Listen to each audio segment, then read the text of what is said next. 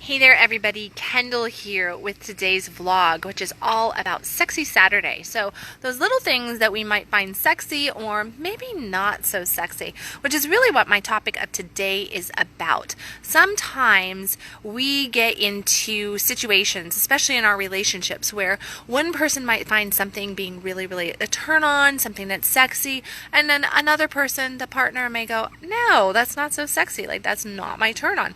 And then you look at other relationships where maybe we're not thinking about things being sexy, but we're thinking about things that might, that it's a showing of friendship, or it's a showing of love, of connection, of concern, all these different things. That could be classified as sexy as well, because it's just something that we feel that is, like it's good for us, but maybe it's not good for the other person. And that's where I'm going with this.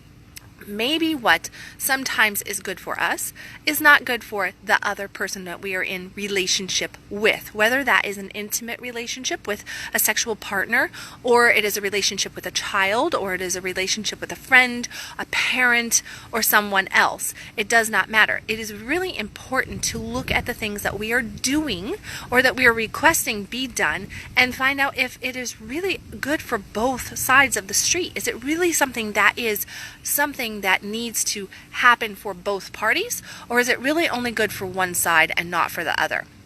One particular area that is kind of near and dear to my personal heart, because I tend to run into this with people in multiple different relationships. I've dealt with it in my actual intimate relationships in the past, and I've also dealt with it in friendships, and of course relationships with my children and with my mom as well. And even back, if I think back into my childhood, even with my dad. And that is the topic of control. Control is one of those things that can be a really sexy power play in the bedroom. Like, we can have different things that we do, different bondage and different, games and stuff that we might play. That is a turn on where we are playing with control. And the release of the control, and how we can surrender in to the moment by allowing ourselves to be controlled, to be dominated, right? Now that is one version of the form of control.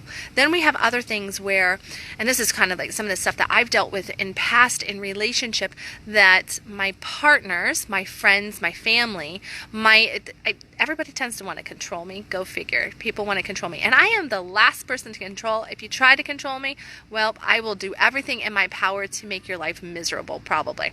And that's just that rebellious nature, right? But when it happens is that you end up in a relationship of whatever nature, right? And there is some times that we need to control. Obviously, as a parent, there are things that I need to control, that I need to make sure that my children are safe, that things are taken care of for them, and that might come across as a matter of control.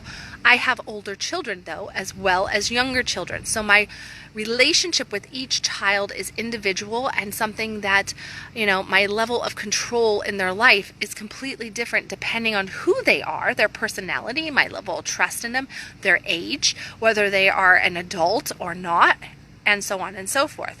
Just like in friendship and in my relationship with my siblings, with my parents, or with even my clients and stuff, there is different things that I might try to control, or they might try to control back, but is more made in the line of a suggestion or an observation versus I need this from you, I need to control this, the environment around this, I need to control this around that, I need to control this around this or that in any area.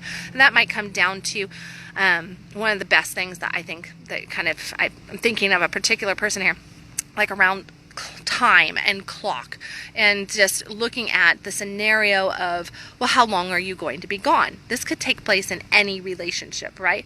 How long are you going to be gone? I am absolutely notorious for, if you say, how long are you going to be gone, Kendall? I'll be like, oh, I'll be back in a couple hours. And everybody makes a joke about, if I say I'm going to be gone 2 hours, you better plan on 6, because that's just the way it is. I get caught up in what I'm doing, where I'm at, who I'm with, and I lose track of time. I'm really crappy on the management of time in that department, which can frustrate other people tremendously. And then all of a sudden I have somebody that's like, well, I need to know when you're going to be here. Like, I need to know when you're going to be home. I need to know where you're going to be at. Why did it take this long? Why did it take that long? Those forms of control, we might say that we need that in order to have peace of mind, because we worry, because we're concerned. And I want to question, Is that true? Is that really true for you? Or is there something deeper down in the relationship that you are actually trying to manage that person, micromanage that person to that level that you are taking away their freedom of choice, their freedom of what they are doing, and controlling their actual living experience? Look at those things, because sometimes they're sexy. Sometimes they're not. It depends on the relationship. It depends on what the contracts are between you and whomever you are having these relationships with. Have those discussions. Have the conversations around, like, this is okay with me and this is not. This is something that I enjoy. This is something that I do not enjoy. I enjoy it here, but I don't enjoy it there. Be open, honest with the communication. That's the sexiest thing of all, is communication and letting somebody know exactly where you're at. And here's the thing. If you are a person that aims to control another person and you actually need that, then you need to find the right people in your life that are good with being controlled. If you're trying to do that with somebody like myself, for example, that's just not going to fly, right? The relationship's probably not going to work out long term. So just look at the relationship, look at your needs, look at the way the other person is, to have those conversations around the topics, around what you might think your needs are, and the reasons why you think those needs are there. Dig down, ask the tough questions, and vocalize what your answers are. Get right with your heart, get right with your mind, get right with the person that you're in relationship with, and have those conversations. That's the sexiest thing that you can do. As always, stop existing, start living. You can reach me at www.kendallwilliams.com.